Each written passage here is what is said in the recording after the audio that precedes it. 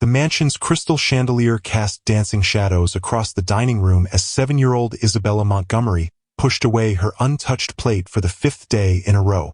Her small frame had grown thinner, her golden curls hung limply around her pale face, and dark circles shadowed her once bright blue eyes.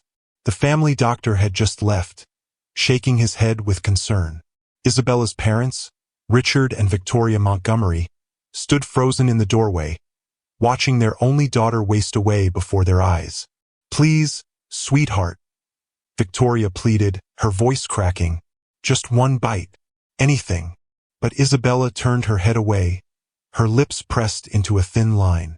She hadn't eaten a proper meal since the day her beloved nanny, Margaret, had been fired. No amount of pleading, bribing, or threatening could make the stubborn little girl pick up her fork. Then, something extraordinary happened. Grace Williams, the new nanny who had only been with the family for 3 days, did something that would change everything. She walked calmly to the table, sat down in the chair right next to Isabella, and began serving food onto her own plate. But what she did next left everyone in the room absolutely speechless. Grace took Isabella's small hand in her own weathered brown hand and looked the little girl straight in the eyes. "If you won't eat," Grace said softly but firmly, "then neither will I." The room fell silent. Victoria gasped. Richard's mouth fell open, and Isabella's eyes went wide with shock. Grace pushed her full plate away and folded her hands in her lap, her face calm and determined. "Miss Grace, what are you doing?" Victoria stammered. "You need to eat." But Grace simply shook her head. "Not until Miss Isabella does." What happened next would become the talk of the entire Montgomery household, a moment that would ripple through their lives in ways no one could have imagined. Because Grace Williams wasn't just any nanny. She had a secret, a past that connected her to this family in ways that would soon come to light. And her decision to stop eating alongside Isabella would set in motion a chain of events that would uncover truths, heal old wounds, and teach everyone in that grand mansion what really mattered in life. But that moment was still to come. To understand how everything led to that dining room standoff, we need to go back to where it all began. Welcome to stories where wealth meets humanity, and every moment reveals the unexpected. Subscribe now for more powerful billionaire stories that will move and inspire you. 3 weeks earlier, the Montgomery mansion had been a much different place. It sat on 5 acres of perfectly manicured lawn in the wealthiest neighborhood of Greenwich, Connecticut. The house had 12 bedrooms, a swimming pool, a tennis court, and more rooms than the family actually used. Richard Montgomery owned a successful investment company, and Victoria came from old money. They had everything anyone could want, except the one thing that would matter most. Isabella Montgomery had been born after years of fertility treatments and prayers. She was their miracle baby, their precious gift, and from the moment she arrived, she became the center of their universe. But Richard and Victoria were busy people. Board meetings, charity galas, business trips, and social obligations filled their calendars. They loved their daughter deeply, but they didn't always have time to show it. That's where Margaret came in. Margaret O'Brien had been Isabella's nanny since the day Victoria brought her home from the hospital. She was a plump, cheerful Irish woman with rosy cheeks and an endless supply of patience. Margaret had raised Isabella, really. She was the one who kissed scraped knees, read bedtime stories, taught Isabella to tie her shoes, and held her during thunderstorms. Margaret knew that Isabella liked her sandwiches cut into triangles, not squares. She knew that Isabella was afraid of the dark but too proud to admit it. She knew everything about the little girl because she paid attention. Isabella loved Margaret more than anyone in the world. To her, Margaret wasn't just a nanny. She was family. She was home. But 3 weeks ago, everything changed. Victoria had come home early from a luncheon and found Margaret sitting on the floor of the playroom with Isabella, both of them covered in paint, laughing hysterically. The playroom was a disaster. Paint covered the walls, the carpet, even the expensive curtains. They had been making handprint art, and in their excitement, things had gotten out of control. Victoria had been furious. She didn't see the joy on her daughter's face or the beautiful memories being made. She saw only the mess, the disorder, the lack of control. In her anger, She made a decision she would soon regret. She fired Margaret on the spot. Isabella had screamed and cried. She had begged and pleaded. She had thrown the biggest tantrum of her young life. But Victoria's pride wouldn't let her back down. Margaret packed her things that very day, tears streaming down her face as she hugged Isabella goodbye. "Be good, my little love," Margaret had whispered. "Remember that you are so special, so loved. Don't go," Isabella had sobbed. "Please don't leave me." But Margaret had no choice. With a final hug and a heart full of sorrow, she walked out the door of the Montgomery mansion, leaving behind a little girl whose world had just shattered into a million pieces. From that moment on, Isabella stopped being herself. She stopped laughing. She stopped playing. She barely spoke. And most worrying of all, she stopped eating. Victoria tried everything. She hired a new nanny, a stern woman named Mrs. Fletcher, but Isabella refused to even look at her. Mrs. Fletcher lasted 2 days before quitting in frustration. Then came Miss Jennifer, a young woman fresh out of college with a degree in child psychology. She tried games, rewards, and behavior charts. Isabella ignored all of it. Miss Jennifer lasted 4 days. The Montgomerys were desperate. Their daughter was fading before their eyes, and nothing they did seemed to help. The doctor warned that if Isabella didn't start eating soon, she would need to be hospitalized. The thought terrified Victoria and Richard. How had things gotten so bad? How had they let this happen? That's when Grace Williams walked into their lives. She arrived on a Monday morning for her interview, and she was unlike any nanny the Montgomerys had ever met. Grace was in her 60s, with silver-streaked hair pulled back in a neat bun and kind brown eyes that seemed to see right through you. She wore a simple dress and carried herself with quiet dignity. There was something about her, a warmth, a presence, that filled the room the moment she entered. Victoria had been skeptical at first. Grace's resume was impressive, but she was older than the other candidates, and Victoria worried she might not have the energy to handle a difficult child. But there was something about Grace that made Victoria pause. Maybe it was the wisdom in her eyes, or the calm certainty in her voice when she spoke. Whatever it was, Victoria found herself hiring Grace on the spot. Grace started the very next day. She arrived at 7 in the morning, just as the sun was beginning to peek through the tall windows of the mansion. Isabella was still in bed, refusing to come down for breakfast as she had every day since Margaret left. Grace didn't push. She simply set up in the kitchen and began preparing a simple meal of scrambled eggs, toast, and fresh fruit. When Isabella finally came downstairs, dragged by her frustrated mother, she took one look at Grace and turned away. Grace didn't seem bothered. She simply smiled and said, "Good morning, Isabella. I'm Grace. I'm here to spend time with you." Isabella said nothing. She climbed onto her chair at the dining table and stared at the wall, ignoring the breakfast plate in front of her. Victoria hovered anxiously, her hands twisted together with worry. This was how it had gone with the other nannies. Isabella would refuse to acknowledge them, refuse to eat, and eventually they would give up. But Grace didn't give up. She also didn't force or plead. She simply sat down at the table and began eating her own breakfast. She didn't stare at Isabella or make her feel pressured. She just ate peacefully, occasionally commenting on how delicious the eggs were or how sweet the strawberries tasted. After a while, she began telling a story. "When I was a little girl," Grace said softly, "I lived in a small house with my grandmother.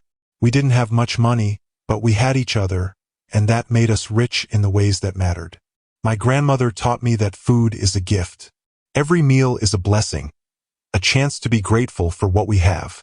Isabella's eyes flickered toward Grace for just a moment before looking away again. But Grace had seen it, that tiny spark of interest. She continued her story, her voice gentle and soothing, as the morning sunlight streamed through the windows. She spoke of her childhood, of lessons learned, of kindness and resilience. Isabella didn't eat that morning, but for the first time in weeks, she listened. This pattern continued for 3 days. Grace never forced, never begged, never showed frustration. She simply showed up, prepared meals, told stories, and treated Isabella with respect and patience. She understood something the other nannies hadn't. Isabella wasn't being stubborn or spoiled. She was grieving. She had lost someone she loved, and in her child's mind, refusing to eat was the only way she could express her pain and protest the unfairness of it all. Grace had known grief herself. She understood its weight, its power, its ability to make everything else seem meaningless. And she knew that healing couldn't be rushed or forced. It had to come naturally, in its own time, with love and patience. But by the 5th day, even Grace was growing concerned. Isabella had lost more weight. Her energy was nearly gone. The doctor's warnings echoed in everyone's minds. Something had to change, and it had to change soon. That's when Grace made her decision. On that 5th evening, as the family gathered for dinner and Isabella once again pushed away her untouched plate, Grace knew what she had to do. It was risky. It was unconventional. But Grace had learned long ago that sometimes the only way to reach a hurting heart was to show that heart it wasn't alone in its pain. She sat down next to Isabella, served herself a full plate of food, and then took Isabella's small hand in hers. The little girl looked up at her, surprised by the touch. Grace looked into those sad blue eyes and saw herself decades ago, a young girl who had also known loss and pain. "If you won't eat," Grace said firmly, "then neither will I." And with that, she pushed her plate away. Victoria and Richard protested immediately. This was madness. Grace needed to eat. She was an adult. She knew better. But Grace remained calm and unmoved. She folded her hands in her lap and sat quietly beside the little girl, both of them surrounded by untouched food. "Miss Grace, please," Richard said, his voice tight with worry. "This isn't helping anyone, isn't it?" Grace asked gently. She turned to Isabella. "Sometimes, sweetheart, we forget that we're not alone. We forget that our pain affects the people who care about us. When you refuse to eat, you're hurting yourself. But you're also hurting everyone who loves you. And now, if you continue, you'll be hurting me too." Isabella's eyes filled with tears. For the first time in weeks, real emotion flickered across her face. "But I want Margaret," she whispered, her voice small and broken. "I know you do," Grace said softly. "And it's okay to miss her. It's okay to be sad. But Margaret wouldn't want you to hurt yourself like this. People who love us want us to be healthy and happy, even when they can't be with us anymore." "But she left me," Isabella said, and the tears spilled over. "She didn't want to leave," Grace said, squeezing the little girl's hand. "Sometimes grown-ups make mistakes. Sometimes circumstances force us apart from the people we love. But that doesn't mean the love goes away. Margaret still loves you wherever she is, and she would want you to eat, to grow strong, to live the beautiful life you deserve." Isabella was crying openly now, the grief she had been holding inside finally pouring out. Victoria moved toward her daughter, her own eyes wet with tears, but Grace held up a gentle hand to stop her. This moment was important. Isabella needed to feel this, to release it. "I miss her so much," Isabella sobbed. "I know," Grace said, "and that's okay. But you know what? You can miss her and still take care of yourself. You can be sad and still eat. Those things can exist together." The dining room was completely silent except for Isabella's quiet crying. Minutes passed. Then, slowly, Isabella reached out and pulled her plate back toward her. With shaking hands, she picked up her fork. Grace watched, not moving her own plate yet, just watching and waiting. Isabella took a small bite of mashed potatoes. Then another, and another. Tears continued to stream down her face as she ate. But she ate. Only when Isabella had taken several bites did Grace pull her own plate back and begin eating as well. Across the table, Victoria covered her mouth with her hand, overwhelmed with relief and emotion. Richard blinked rapidly, fighting his own tears. Their daughter was eating. Finally, after 5 agonizing days, she was eating. That night marked a turning point, but it was only the beginning. In the days that followed, Isabella slowly started to return to herself. She still missed Margaret terribly, but with Grace's patient guidance, she began to understand that she could honor that love while still moving forward. Grace never tried to replace Margaret. Instead, She helped Isabella keep Margaret's memory alive in healthy ways. They looked at photos together.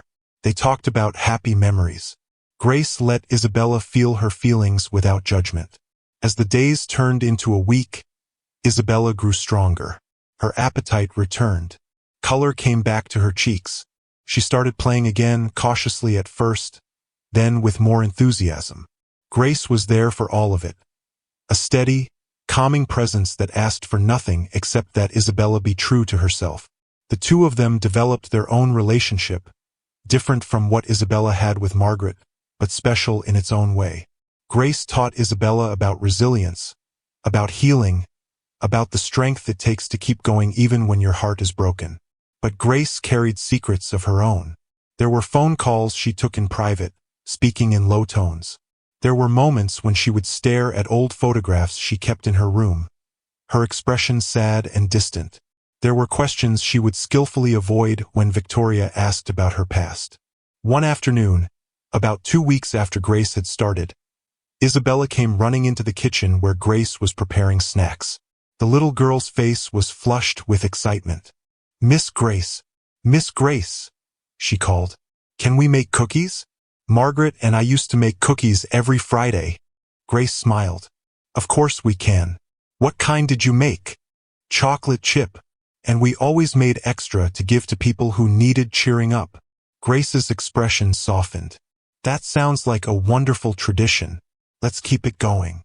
They spent the afternoon in the kitchen, flour dusting their clothes, chocolate chips mysteriously disappearing into their mouths instead of the dough.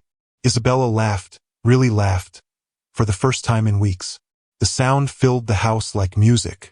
Victoria, hearing it from her office, felt her heart nearly burst with gratitude for this woman who had somehow reached her unreachable daughter.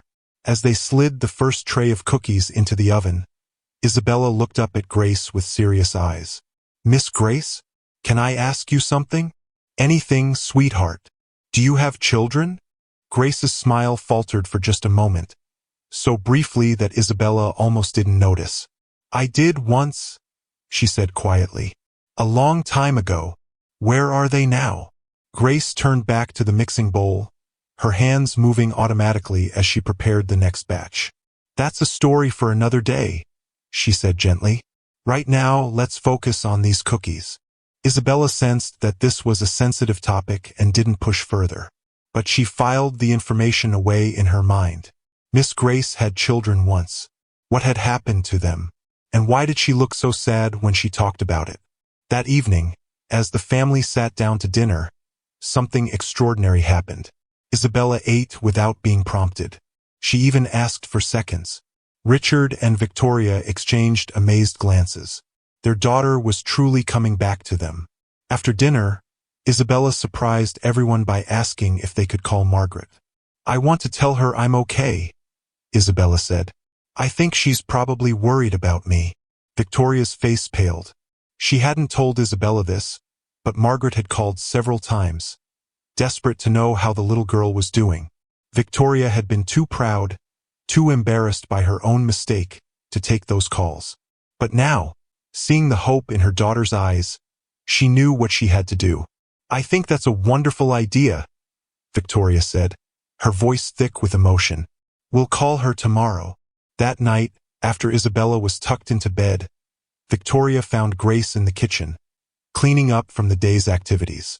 Grace, Victoria said, her voice soft. I don't know how to thank you. You've given me my daughter back.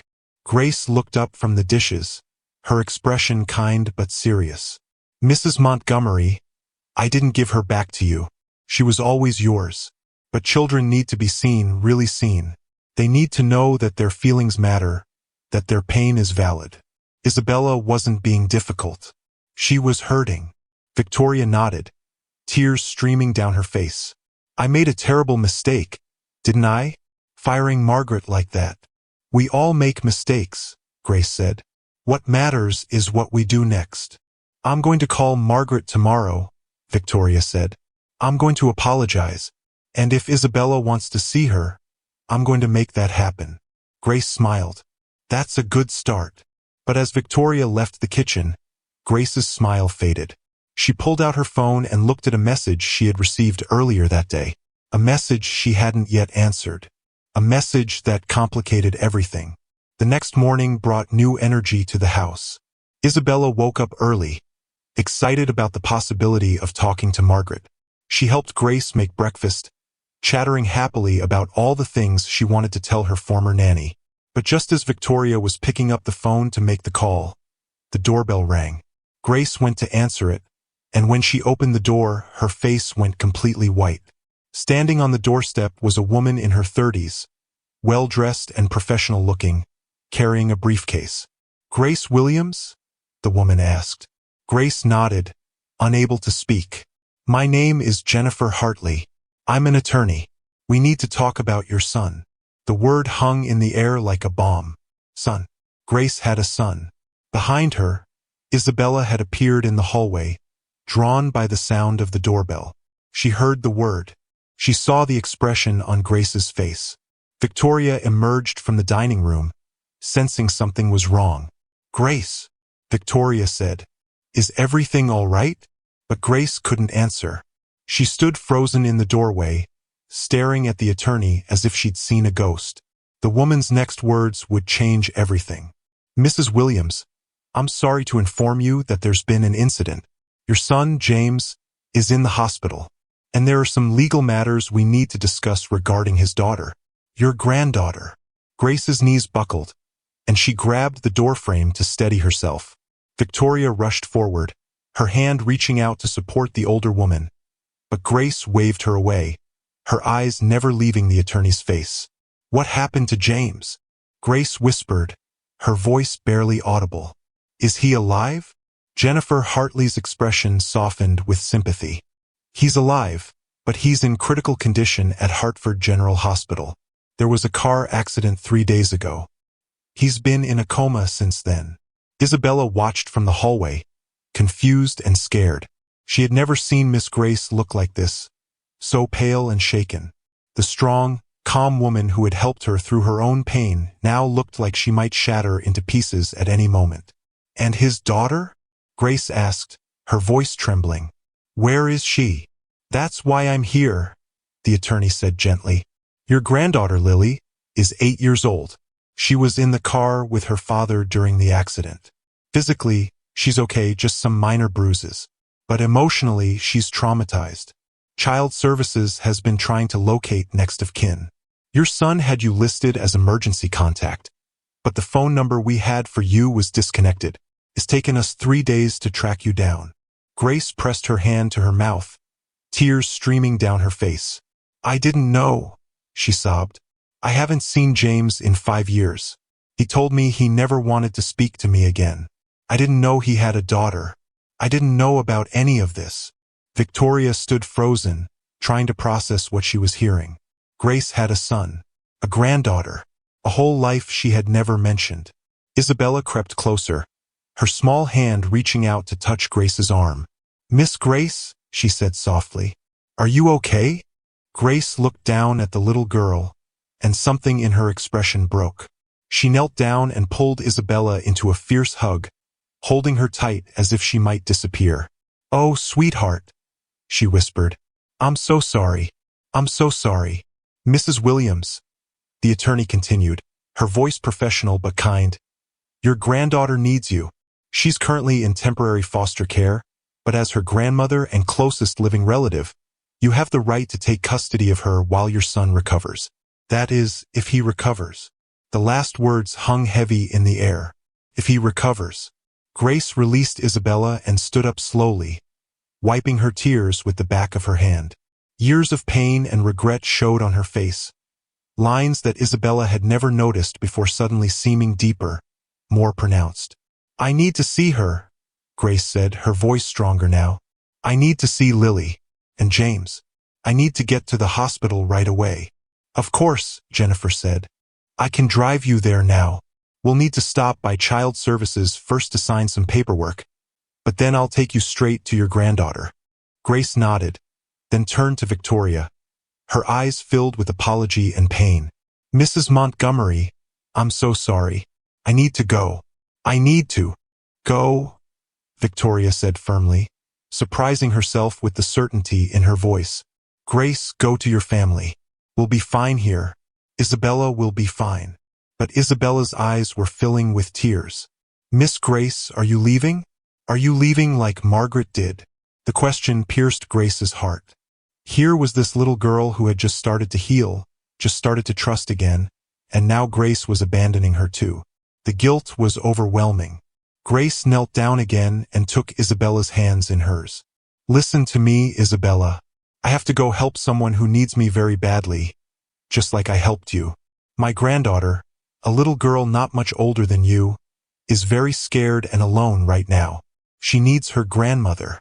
Do you understand? Isabella nodded slowly, tears rolling down her cheeks. Will you come back? Grace hesitated. She didn't know the answer to that question. She didn't know what she would find at the hospital, what condition James was in, what kind of care Lily would need. Everything was uncertain. But looking into Isabella's trusting eyes, she couldn't bring herself to lie.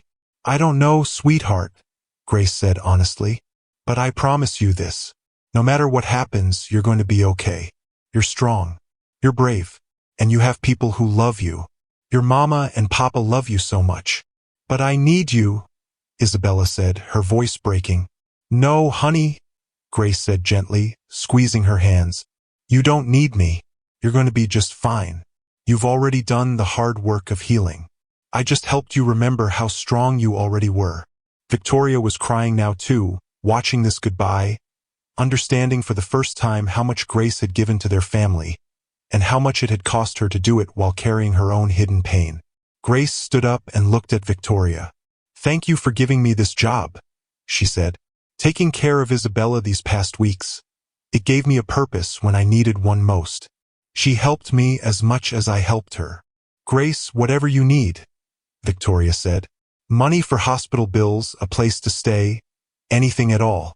Please don't hesitate to ask. Grace managed a small smile. You're very kind. Right now, I just need to get to my family. She hurried upstairs to her room and packed a small bag with her essentials. When she came back down, Isabella was waiting in the hallway, clutching something in her hands. It was one of the chocolate chip cookies they had made together the day before, carefully wrapped in a napkin. For your granddaughter, Isabella said, holding it out. So she knows that people care about her. Grace took the cookie, and fresh tears spilled down her face. She pulled Isabella into one more hug. You are such a special girl, she whispered. Don't ever forget that. And remember what I taught you. It's okay to be sad. It's okay to miss people. But you have to keep taking care of yourself, keep eating, keep living. Promise me. I promise, Isabella said, her voice muffled against Grace's shoulder. Grace pulled away, kissed the top of Isabella's head, and walked to the door where the attorney was waiting. Victoria and Isabella stood together in the doorway, watching as Grace got into the car. As it pulled away from the mansion, Isabella waved, and Grace waved back through the rear window.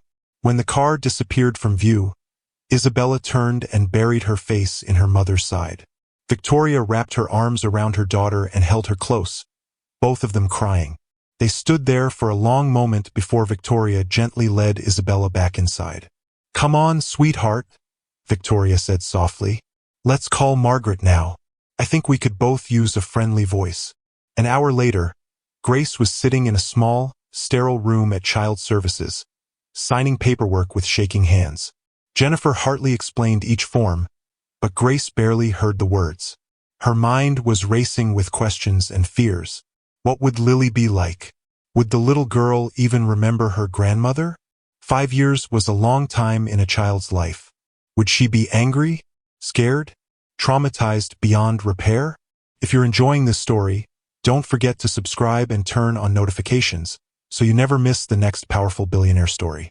Mrs. Williams? Jennifer's voice broke through her thoughts. Are you ready to meet Lily? Grace took a deep breath and nodded.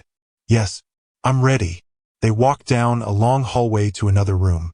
Through the window in the door, Grace could see a little girl sitting alone at a table, drawing with crayons. She had dark curly hair and brown skin like Grace's, and something about the curve of her cheek reminded Grace painfully of James as a child. Jennifer opened the door, and the little girl looked up. Her eyes, so much like her father's, were wary and sad. "Lily," Jennifer said gently, "this is your grandmother, Grace. She's here to take you home." Lily stared at Grace for a long moment, her small face expressionless. Then, in a voice barely above a whisper, she said something that made Grace's blood run cold. "I don't want to go anywhere with her. She's the reason my daddy won't wake up." The words hit Grace like a physical blow. She stumbled backward, gripping the edge of a nearby chair for support. Jennifer Hartley's eyes widened in surprise, and she quickly knelt down beside Lily, her voice gentle but concerned. "Lily, sweetheart, why would you say that? Your grandmother just found out about the accident. She came as soon as she knew." But Lily's face had hardened, her jaw set in a way that reminded Grace heartbreakingly of James when he was angry. The little girl crossed her arms and turned away, refusing to look at Grace. "My daddy told me," Lily said, her voice small but defiant, "before the accident. He said his mama broke his heart. He said she chose something else over him. He said she didn't want to be part of our family." Grace felt her legs give way, and she sank into the chair, her face in her hands. The truth of Lily's words cut deeper than any lie could have. 5 years ago, Grace had made a choice, a terrible choice that had cost her everything. And now, sitting in this cold room with a granddaughter who hated her and a son who might never wake up, she was finally facing the consequences of that decision. "Lily," Grace said, her voice breaking, "your daddy was right. I did make a mistake. Terrible, terrible mistake. But I've regretted it every single day since then. I never stopped loving your father. I never stopped being his mama, even when he told me to stay away." Lily turned to look at her grandmother, and Grace could see tears forming in the little girl's eyes despite her angry expression. "Then why did you leave him? Why did you hurt him?" Grace took a shaky breath. This wasn't a conversation she had ever wanted to have, especially not with the traumatized 8-year-old she had just met. But she owed this child the truth. She owed James the truth, even if he might never hear it. 5 years ago, Grace began slowly. "I was married to your grandfather, a man named Robert. He was sick, very sick, with cancer. The doctors said he only had a few months to live. Your father, James, wanted me to put Robert in a special hospital where nurses could take care of him. He said it would be better for everyone." Grace paused, the memories flooding back with painful clarity. "But I couldn't do it. I had promised Robert, when we got married, that I would be there for him in sickness and in health. I had made a vow, so I chose to take care of him myself at home. It meant I couldn't see James much. It meant I missed important moments in his life. He had just gotten a new job, moved to a new city, met your mother.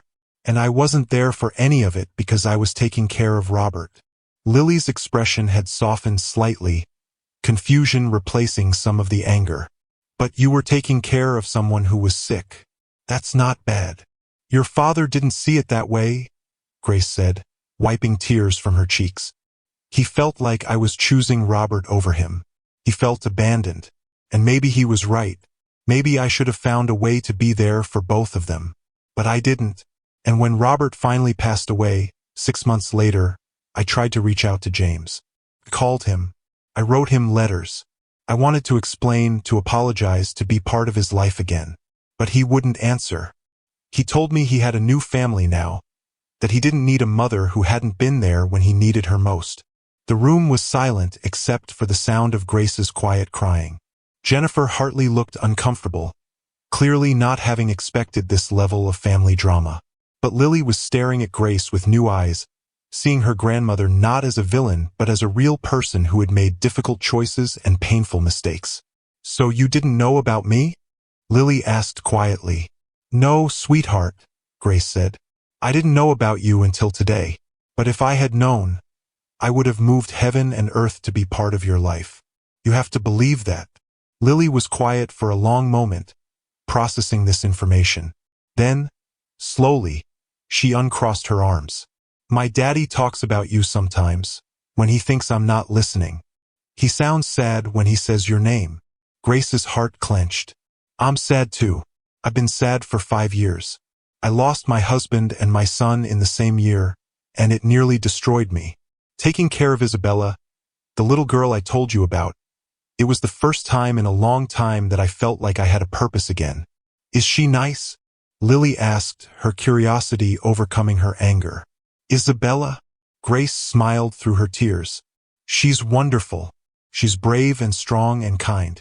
And you know what? She gave me something to give to you. Grace reached into her bag and pulled out the napkin-wrapped cookie. She made this for you. She wanted you to know that people care about you, even people who have never met you. Lily took the cookie carefully, unwrapping it and looking at it like it was something precious. She made this for me? She did, because she knows what it's like to be scared and alone. And she wanted you to know that you're not alone now. For the first time since Grace had entered the room, Lily's face crumbled. The tough exterior she had been maintaining finally broke, and she started to cry, really cry, the way a frightened child should be allowed to cry.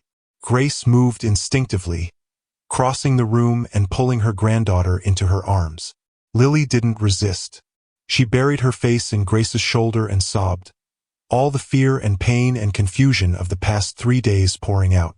I want my daddy, Lily cried. I want him to wake up. I'm so scared. I know, baby, Grace whispered, rocking her gently. I know. I'm scared too. But we're going to face this together. Okay? You and me. We're going to be strong for your daddy. They stayed like that for several minutes, grandmother and granddaughter clinging to each other, united in their fear and love for James. Finally, Jennifer cleared her throat gently. Mrs. Williams, I hate to interrupt, but visiting hours at the hospital end in 2 hours.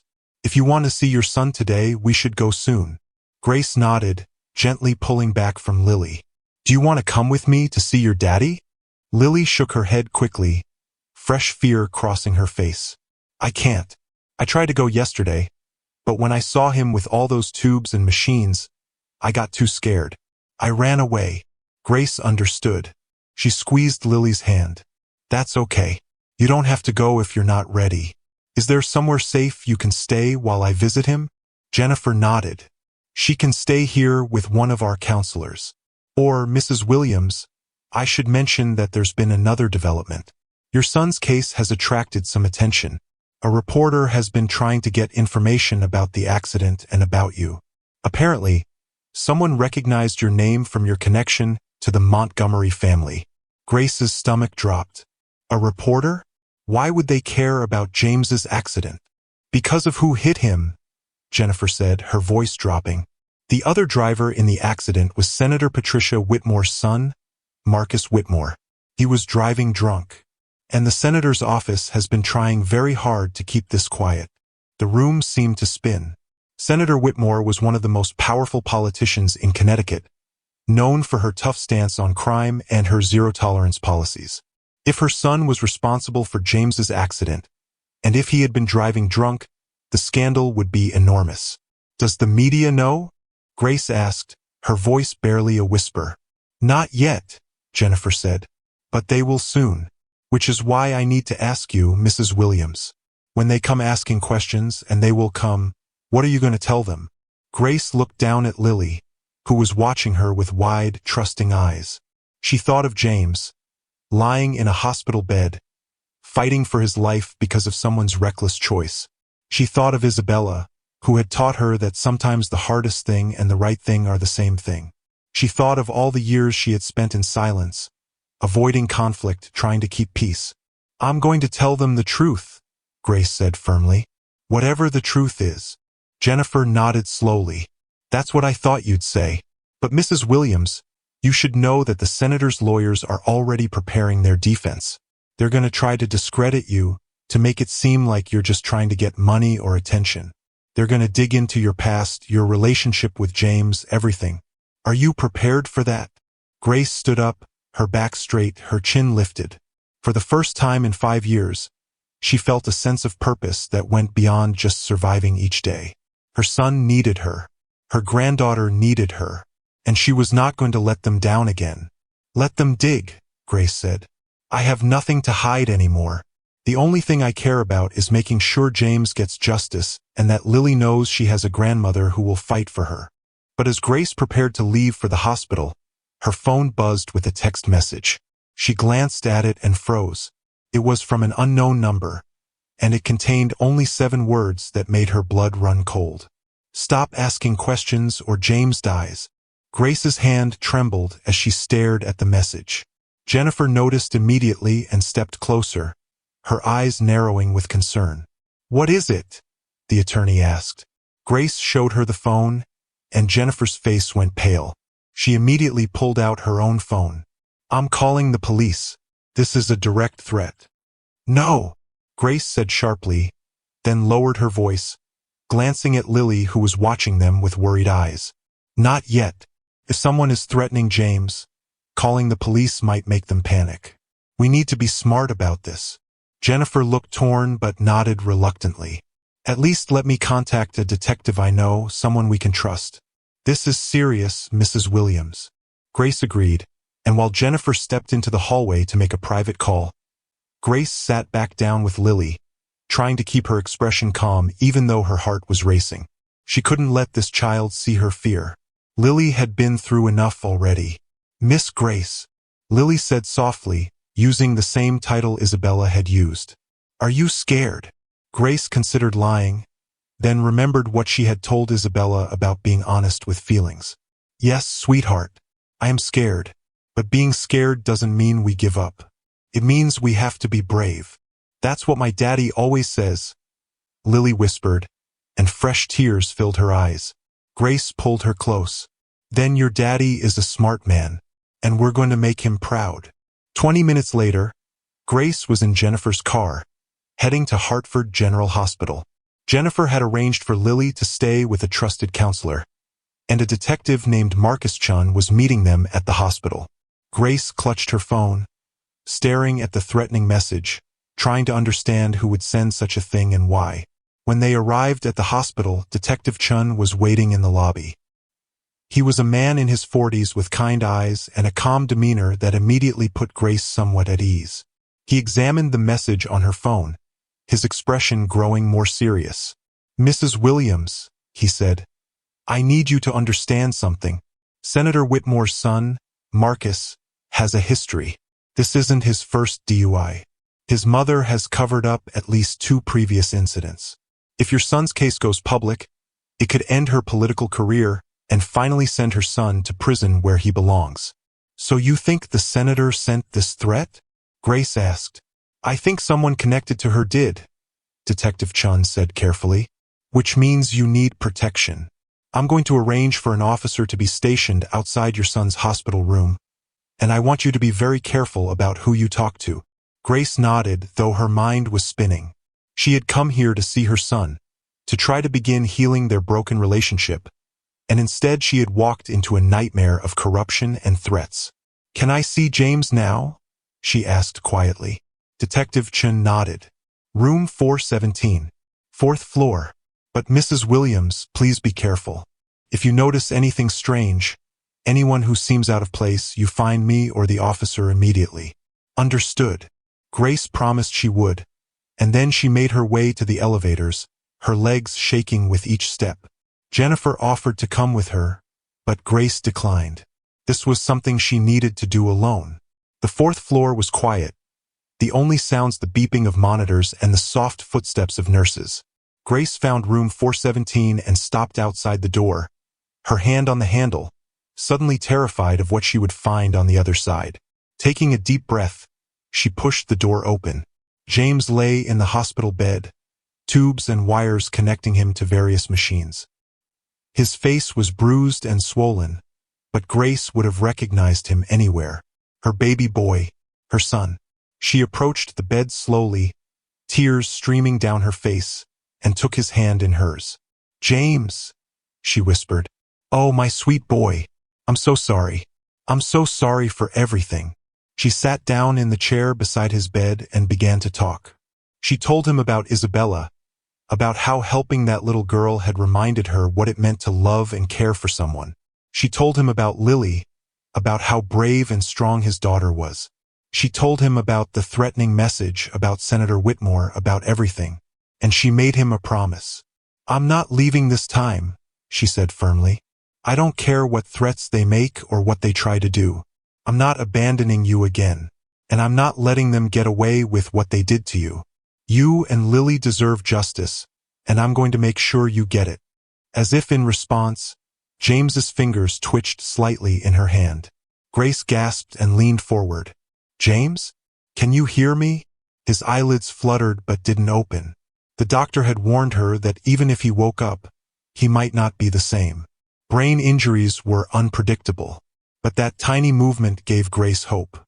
She stayed by his bedside for hours, talking to him, praying, remembering all the good times they had shared before everything fell apart. She told him about the day he was born, about his first steps, about the time he had brought her breakfast in bed for Mother's Day when he was 7 and had burned the toast, but she had eaten every bite and told him it was perfect. "I should have told you more often how proud I was of you," she said. "I should have found a way to be there for both you and Robert. I made mistakes, James. So many mistakes. But if you wake up, if you give me another chance, I promise I'll spend the rest of my life making it right." As evening fell, a nurse came to tell Grace that visiting hours were ending. Reluctantly, Grace stood to leave, but as she did, her phone buzzed again. Another message from the same unknown number. "Last warning. Drop the case. Forget what happened. Take the money we're offering and disappear. Otherwise, accidents can happen to little girls too." Grace's blood turned to ice. They were threatening Lily now, her granddaughter, that innocent child who had already lost so much. Rage flooded through Grace, a fierce protective anger she hadn't felt in years. These people had hurt her son. They had traumatized her granddaughter. And now they thought they could threaten a child and she would just back down? They didn't know Grace Williams. They didn't know what a mother, what a grandmother, was capable of when her family was threatened. Grace took a screenshot of the message and immediately forwarded it to Detective Chun. Then she marched out of the room, down the hallway, and straight to the nurse's station where a uniformed police officer was now standing guard. "I need to see Detective Chun right now," she said, her voice steady despite the fear coursing through her veins. "And then I need you to take me to Lily. I need to make sure my granddaughter is safe." Within the hour, Lily had been moved to a secure location with round-the-clock protection. Detective Chun had brought in the FBI, as threatening a witness in a federal investigation was a serious crime. And Grace had made a decision. She called a press conference for the next morning. If Senator Whitmore wanted to play dirty, Grace would fight back with the one weapon the senator feared most: the truth. That night, Grace sat with Lily in a safe house, both of them exhausted but unable to sleep. Lily was curled up against Grace's side, and Grace stroked her granddaughter's curly hair, remembering how she used to do the same thing for James when he was small. "Miss Grace," Lily said quietly, "are the bad people going to hurt us?" "No, baby," Grace said firmly. "I won't let them. And you know why?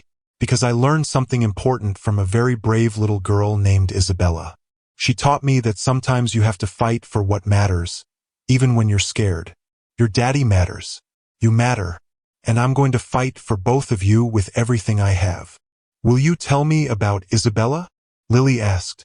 "I want to hear more about the girl who made me the cookie." So Grace told her. She told her about Isabella's grief, about her refusal to eat, about the moment Grace had decided to stop eating too.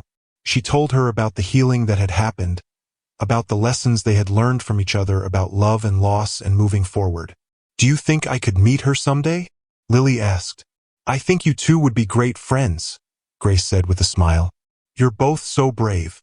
The next morning, Grace stood in front of a room full of reporters, cameras flashing, microphones pointed in her direction. Jennifer stood beside her, and Detective Chun was in the back of the room. Grace had dressed carefully, wearing a simple blue dress and the pearl necklace that Robert had given her on their wedding day. She looked every inch the dignified, respectable woman she was. She told them everything. About James's accident, about Marcus Whitmore driving drunk, about the senator's attempts to cover it up, about the threatening messages. She spoke clearly and calmly, her voice never wavering, even as she described the threat against Lily. "My son is lying in a hospital bed fighting for his life," Grace said, looking directly into the cameras. "Because someone chose to get behind the wheel while intoxicated. And instead of taking responsibility, instead of showing remorse, the people responsible are threatening his family. They're threatening an 8-year-old child. Well, I'm here to say that I will not be silenced. I will not back down. And I will not let them get away with this." The room erupted with questions, but Grace held up her hand. "I have one more thing to say. To Senator Whitmore, you raised your son to believe he was above the law. You've protected him from the consequences of his actions again and again. But not this time. This time, justice will be served. And to anyone else out there who has been hurt by drunk drivers, who has lost someone they love because of someone else's reckless choices, I want you to know that you're not alone. We deserve answers. We deserve justice. And we're going to get it." As Grace left the press conference, her phone rang. It was the hospital. Her heart stopped. "Mrs. Williams," the nurse said, and Grace could hear the smile in her voice. "You need to come quickly. Your son is awake." Grace ran. She ran faster than she had run in years, Jennifer and Detective Chun struggling to keep up.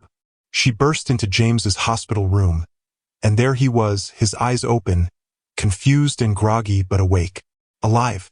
"James," she sobbed, rushing to his bedside. "Oh, thank God.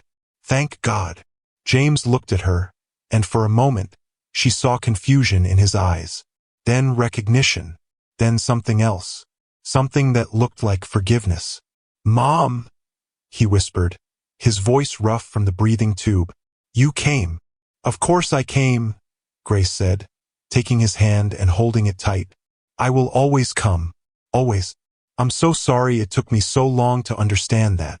"Lily," James said urgently, trying to sit up. "Where's Lily? Is she okay?" "She's safe," Grace assured him. "She's safe and she's waiting to see you. She's been so brave, James. Just like her father." James closed his eyes, tears leaking from the corners. "I'm sorry, Mom. I'm sorry for shutting you out.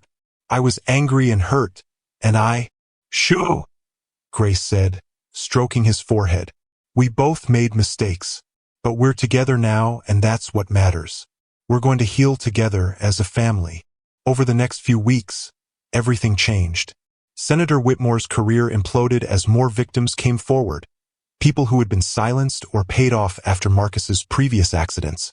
Marcus Whitmore was arrested and charged with multiple crimes, including DUI causing serious injury and witness intimidation. The evidence was overwhelming, and for once, money and influence couldn't make the consequences disappear. James slowly recovered, though he had a long road ahead of him. But he had his mother by his side and his daughter, and that made all the difference. Grace officially took custody of Lily, and the two of them grew closer every day, bonding over their shared love for James and their determination to support his recovery. One afternoon, about a month after the accident, Grace received a phone call from Victoria Montgomery. "Grace," Victoria said warmly, "how are you? How's your son?" "He's getting better every day," Grace said. "Thank you for asking. And how's Isabella?" "That's why I'm calling," Victoria said. "She hasn't stopped talking about you. She wants to know if she could meet Lily. She wants to share her cookies with her, and, well, I think she just wants to know you're okay." Grace smiled, tears pricking her eyes. "I would love that. We would love that." The following Saturday, Grace and Lily drove to the Montgomery mansion. Isabella was waiting on the front steps, bouncing with excitement. When the car pulled up, both girls suddenly became shy, but Grace and Victoria gently encouraged them. "Isabella," Grace said, "this is my granddaughter, Lily. Lily, this is my friend, Isabella." The two girls looked at each other, and then Isabella held out her hand. In it was a chocolate chip cookie, freshly baked. "I made you another one," Isabella said, "because Miss Grace said you liked the first one." Lily took the cookie, and then, impulsively, she hugged Isabella. "Thank you for sharing your Miss Grace with me when you needed her too." The two girls went off to play, and Grace and Victoria sat on the veranda, watching them, both women wiping away tears. "You saved my daughter," Victoria said quietly. "And I never got to properly thank you." "You gave me a purpose when I needed one most," Grace replied. "You gave me a chance to remember who I was, what I was capable of. If I hadn't been here, taking care of Isabella, I don't know if I would have had the strength to fight for James and Lily." They sat in comfortable silence for a moment, watching the girls laugh together, two children who had both known pain and loss but were learning, together, how to heal. "Grace," Victoria said, "I spoke with Margaret. She's been asking about you. She wanted me to tell you that she's proud of you. And she wants you to know that what you did for Isabella, refusing to eat until she did, it reminded her why she became a nanny in the first place. To show children that they're not alone." Grace smiled. "Tell her thank you, and tell her I finally understand what she knew all along. That sometimes the greatest gift we can give someone is to show them that their pain matters, that we see them, that we're willing to stand with them even in their darkest moments."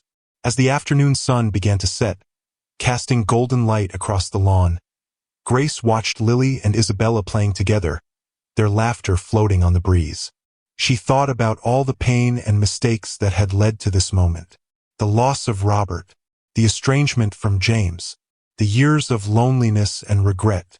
But she also thought about the healing, the reconciliation, the second chances. James had forgiven her. Lily loved her. And she had learned, finally, that love wasn't about being perfect. It was about showing up. It was about staying even when things got hard. It was about being willing to sit beside someone in their pain and say, "You're not alone. I'm here. And I'm not leaving." That night, back at the hospital, Grace sat beside James's bed as he slept. Lily curled up in a chair nearby, also sleeping. Grace pulled out her phone and looked at a photo someone had taken at the press conference. She looked strong in that picture, determined, like someone who had finally found her voice. She thought about Isabella, refusing to eat until she got Margaret back.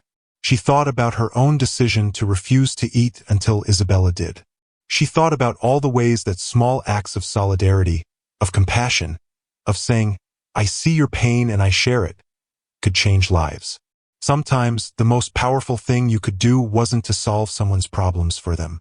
It was simply to sit beside them and say, "If you're going through this, then I'm going through it too. You're not alone." That was what Grace had learned. That was what she had taught. And that was what she would carry forward for the rest of her life. 3 months later, James was released from the hospital.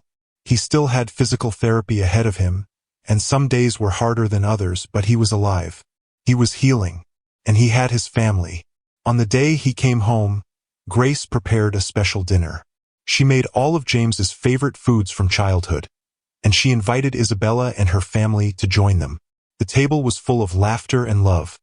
Two families brought together by circumstance and bound together by the lessons they had learned. As they sat down to eat, Lily looked around the table at all the people who loved her, and she smiled. "Can we say what we're thankful for?" she asked. Everyone agreed, and they went around the table. Victoria was thankful for Grace teaching her to really see her daughter. Richard was thankful for the reminder that family mattered most. Isabella was thankful for Miss Grace showing her it was okay to be sad but important to keep living. When it came to James, he looked at his mother with tears in his eyes. "I'm thankful for second chances," he said, "and for a mother who never gave up on me, even when I gave up on her." Grace squeezed his hand, too emotional to speak.